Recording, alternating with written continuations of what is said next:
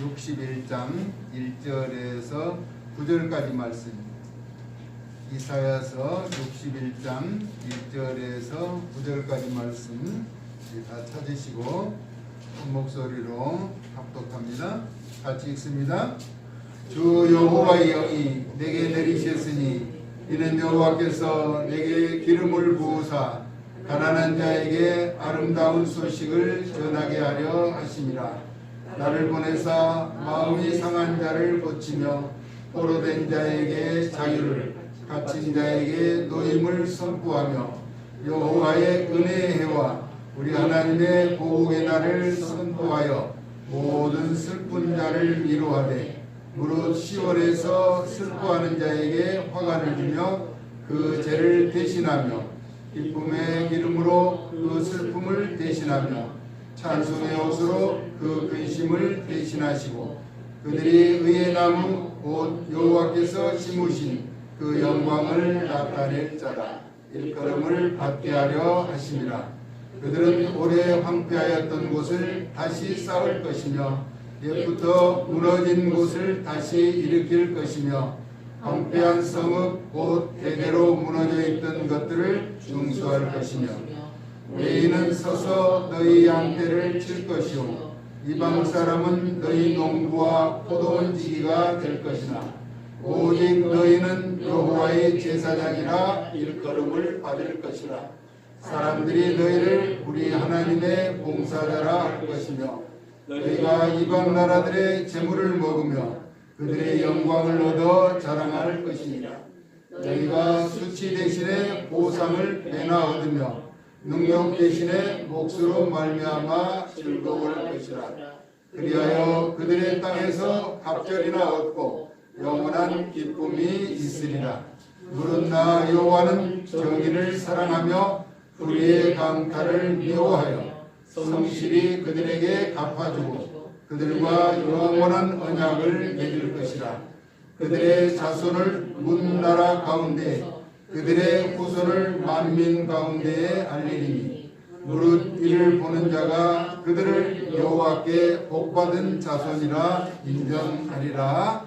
아멘.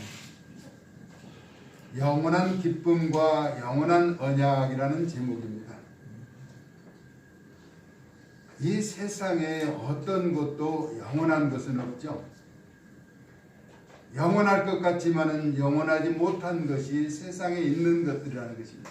그러므로 영원한 것을 위해서 영원하지 않는 것을 버려야 한다는 것입니다.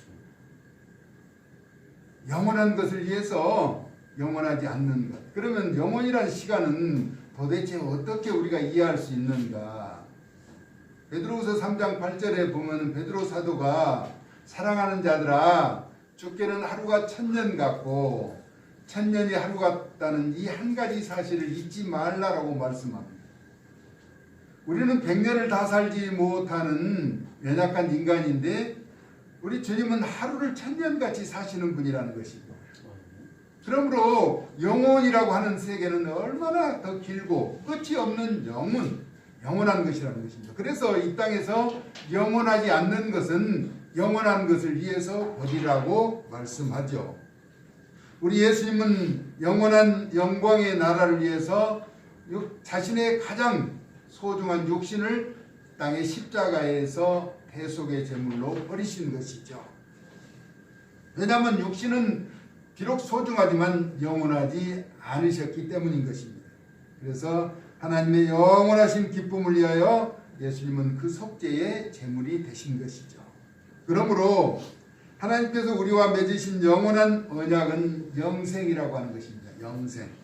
그래서 영생은 곧 유일하신 참 하나님과 그가 보내신 자 예수 그리스도를 아는 것이라고 요한복음 17장 3절에 말씀하고 있죠. 그래서 우리는 영원한 생명을 얻기 위해서는 예수님이 우리 구주가 되어야 한다는 것입니다. 히브리서 13장 20절에서 21절은 이렇게 말하죠. 양들의 큰 목자이신, 우리는 양이라고 말하죠. 양들의 큰 목자이신 우리 주 예수를 영원한 언약의 피로 죽은 자 가운데서 이끌어내신 평강의 하나님이 모든 선한 일에 너희를 온전하게 하사 자기 뜻을 행하게 하시고 그 앞에 즐거운 것을 예수 그리스도로 말미암아 우리 가운데서 이루시기를 원한다라고 말씀합니다. 그러면서 영광이 그에게 세세 무궁토록 있을지어다. 이로써 하나님의 아들이신 예수 그리스도를 통하여 우리에게 영원한 생명의 길을 열어주신 것이죠. 그래서 예수님은 하나님의 아들로서 우리가 믿는 구주이신 그분은 영원한 기쁨과 영원한 언약의 당사자인 것입니다. 그래서 예수님께서는 자신을 스스로 그렇게 소개하죠. 내가 길이요 진리요 생명이니 나로 말미암지 않고는 아버지께 올 자가 없다. 내가 곧 길이요 진리요 생명이라 라고 말씀하고 있는 것입니다. 이와 같은 사실로 영생의 길에는 오직 예수님만이 유일하신 분이라고 하는 사실을 나타내고 있는 것입니다. 영원한 생명을 얻기 위해서는 다른 대안이 없어요. 오직 예수, 우리가 믿는 하나님의 아들이신 예수 그리스도를 통해서만 영원한 생명을 얻게 된다는 것입니다. 오늘 본문에 구원의 아름다운 소식을 전하게 하시려고 주 여호와의 영이 예수님에게 내리셨고 또 기름을 부어주셨다라고 말씀하고 있습니다. 모두가 기다리던 메시아 곧 그리스도는 기름 부음 받은 자라는 의미를 가지고 있죠. 그래서 이사야 선지자는 이미 예수님께서 행하실 사역에 나타날 모든 현상을 미리 예언하고 있습니다. 먼저 가난한 자에게 아름다운 소식을 전하게 하시려고 예수님을 육신을 입은 모양으로 보내셨음을 나타내고 있죠. 마태복음 11장 5절 이하에서 보니까 요한이 예수님을 앞서 광야에서 외치는 소리로 냈던 요한이 메시아에 대한 질문의 답변으로 뭐라고 말씀하셨느냐면 맹인이 본다는 것입니다. 앞을 보지 못하는 자가 앞을 본다는 것이죠. 또 못 걷는 사람이 걷게 된다는 것입니다. 걷지 못한 사람이 걷게 되는 것. 누구를 통해서요? 우리 예수님을 통해서. 그리고 나병 환자가 깨끗함을 받는다라고 합니다. 가족까지도 격리되어야 하는 그런 상황에 있는 자가 깨끗함을 받는다는 것입니다.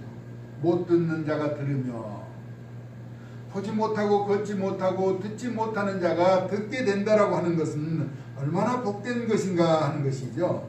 그리고 죽은 자가 살아난다는 것입니다. 죽음과 같이 슬픈 것은 없죠. 근데 죽은 자가 살아나며 가난한 자에게 복음이 전파된다. 그렇게 전하라고 하신 것입니다. 다시 말하면 하늘의 권세를 가지신 예수님의 사역 전반에 대해서 소개하고 있는 것입니다. 그래서 본문은 예수님의 사역에 대한 보편이죠. 속성을 나타내고 있는데 마음이 상한 자를 고치신다라고 말씀하고 있습니다. 사람의 마음을 심령이라고도 하죠. 이는 영적인 부분입니다. 보여지지 않고 만져지지 않으나 여전히 존재하고 있는 마음. 그래서 믿음도 사람의 마음에서 입으로 전해지는 그 과정을 포함하고 있죠. 우리가 잘 아는 것처럼 사람이 마음으로 믿어 의에 이르고 입으로 시인하여 구원에 이른다라고 말씀하고 있는 것입니다. 두 번째, 포로된 자에게 진정한 자유를 허락하여 주시겠다는 것입니다. 포로라고 하는 것은 강력한 외부의 힘에 의해서 속박받는 민족이나 개인, 그들을 말하는 것인데 모든 억압과 고통 가운데서 자신이 누려야 하는 자유를 발산하지 못하는 것입니다. 이런 고통에서 진정한 자유를 허락하여 주시겠다는 것입니다. 이는 오직 하늘의 권세를 가지신 이의 역량, 권한에 속한 것이죠. 그래서 요한복음 8장 32절에서는 진리를 알지니 진리가 너희를 자유롭게 하리라 라고 말씀하고 있습니다. 세 번째는 갇힌 자에게 노임을 선포한다는 것입니다. 우선 정부에서 성탄절을 통하여서 대대적인 사면이 이루어진 것, 범죄자들이 갇혀있는 옥에서 석방된 것을 말합니다. 이처럼 갇혀있다는 것은 육신은 물론 영혼의 고통도 포함하고 있는 것이죠. 세장에 갇혀있던 새가 세장에서 벗어나 창궁을 마음껏 나는 것과 같은 것입니다. 같은 자에게 노임을 선포한다는 것입니다. 우리는 잠시뿐인 이 세상에 살면서도 영원하지 않는 것에 마음을 많이 빼앗기고 있으나 영원하지 않는 것에 매이지 말고 영원한 것에 마음을 두어야 한다는 것입니다. 왜냐하면 영원하지 않는 것은 영원한 나라에서 사용할 수가 없을 것이기 때문이라는 것이죠. 오직 예수님을 믿는 그 믿음으로 행한 것에 대하여 그 가치를 당당하게 부여받을 수가 있는 것입니다. 요즘 우리 대전에서 사용하는 화폐 있죠. 온통대전. 온통대전이라는 화폐는 대전에서는 온통 사용할 수가 있어요. 어디든지 가서 그 화폐를 가지고 사용할 수 있다라고 하는 것입니다. 이는 그 지역 안에서만 가능하다는 것이지 그 화폐의 가치가 다른 곳에서는 인정받지 못하는 것이죠. 대전에 사용할 수 있는 것 논산에 가서 안 되잖아요. 금산에 가서도 안 되는 거예요. 청주에 가서도 안 되고 대전에서만 사용할 수 있다라고 하는 것입니다. 그 지역을 벗어나면 그 가치를 인정받지 못하고 사용할 수도 없는 것입니다. 우리가 정부에서 주었던 재난금, 재난지원금도 자신이 거주하는 곳에서만 사용할 수 있는 점을 기억한다면, 그렇죠? 전국에서 다 줬는데 아무 데서나 쓸 수 있으면 좋은데 자기 주거지에 한해서만 사용할 수 있도록 허락해 주셨다는 것입니다. 그래서 지금 연말이 이제 지나갔지만은 다른 지역에 살고 있어서 사용하지 못한 분이 이쪽에 있는 분에게 그것을 사용하고 나머지 돈을 이렇게 유통해서 서로 교환해서 사용하도록 그런 제안을 하는 것도 보았습니다. 지역이라고 하는 것은 그 한계를 벗어날 수 없다는 것입니다. 그래서 하늘에서 통용되는 믿음의 가치는 이 땅에서 예수님을 믿고 그 가르침을 따르는 행위만이 인정받게 된다라고 하는 것입니다. 그것은 영원한 생명이 유지되는 비결이며 여호와 앞에 있는 기념책에 기록된 내용에 국한되는 것이죠. 여기서 중요하게 기억되어야 할 점은 이미 기념책에 기록된 사실에 대해서는 절대로 가감할 수가 없다는 거예요. 더할 수도 없고 덜할 수도 없다라고 하는 것이죠. 다만 살아있는 동안의 행함이 전부라는 것입니다. 떠나간 이후에 어떤 행위를 통해서도 누군가를 대신해서 당사자의 그 공과 사를 더할 수 없다라고 하는 것입니다. 그러므로 주어진 현실에서 최선을 다하는 것이 복된 길임을 기억해야 할 것입니다. 조금은 냉정하고 안타까운 일이겠지만은 내가 무엇을 먹지 않고 입지 않으면 내 배가 고프고 내 몸이 추워지는 것이죠. 내가 입어야 옷이 따뜻하고 내가 먹어야 배가 부른 것처럼. 그래서 에스겔서 18장 2절에서 이스라엘 속담에 이런 내용이 있어요. 우리나라도 속담이 많잖아요. 근데 이스라엘 속담에 아버지가 신 포도를 먹었으므로 그의 아들의 이가 시다고 하면 어찌 됨이냐라고. 아버지가 신 포도를 먹었는데 아들 이도 시다라고 하는 것. 이는 자신의 범죄한 죄악과 옳고 바른 행실의 의가 다른 사람에게 전가되지 않는다라고 하는 사실을 말하며 여호와께서는 다시는 이런 속담을 사용하지 못하도록 맹세하신 것입니다. 그래서 아버지 잘못하면은 아들에게도 벌을 내리는 그런 제과는 없어졌다는 것입니다. 우리나라도 연좌제가 있었죠. 가족이 잘못하면 그 자손들이 어려움을 겪었던 그런 시절이 있었습니다. 이스라엘에서는 이런 속담을 사용하지 못하도록 하셨다는 것입니다. 여호와께서 맹세로 말씀하셨어요. 그러면 의로운 욥과 노아와 다니엘의 경우는 어떠했는가? 우리가 잘 아는 것처럼 에스겔서 14장 14절에서 기록하고 있는 내용이죠. 자신만 지키게 된다는 것입니다. 하나님이 인정한 의로운 사람 노아나 욥이나 다니엘이 거기 있을지라도 라고 말하죠. 영원한 기쁨과 영원한 언약을 위하여 선포하실 내용은 여호와의 은혜의 해와 우리 하나님의 보복의 날을 선포하시겠다라고 오늘 본문에서 말씀하죠. 이는 여호와 하나님으로 인하여 영적인 문제와 육적인 문제가 동시에 해결함을 받게 되는 중요한 사실을 언급하고 있는 것입니다. 그러면 예수님을 믿는 그 믿음으로 인하여 영생과 믿음의 길에서 부모나 가족의 선한 영향력은 전혀 기대할 수 없는 것인가 하는 것이죠. 주 예수를 믿으라. 그리하면 너와 내 집이 구원을 받으리라. 사도행전 16장 31절의 말씀과 같이 선한 영향력은 분명하게 나타나게 되는 것입니다. 그러나 아브라함의 자손이 복을 받은 것처럼 황폐한 곳에 충분한 회복을 통한 재물을 얻는 기쁨은 보장된다는 것입니다. 재물은 물려줄 수 있습니다. 그러나 믿음은 자신의 행위뿐이라고 하는 것이죠. 그래서 우리가 전도를 하는 것입니다. 만약에 나 한 사람만 잘 믿어서 온 집안이 복을 받게 된다라고 하면은 나만 열심히 믿고 다른 사람은 열심히 일을 하면 되는 거예요. 그러나 내 재산은 물려줄 수 있어요. 나로 인해서 자손들이 잘 살 수는 있어요. 넉넉하게 누리고 살 수는 있다는 것입니다. 그러나 믿음이라고 하는 것은 오직 자기의 행위를 통해서만 구원을 받게 된다라고 하는 사실인 것이죠. 그래서 재물을 통한 그 기쁨이 문 나라와 만민 가운데서 여호와께 복을 받은 자손이라 인정받게 된다는 것입니다.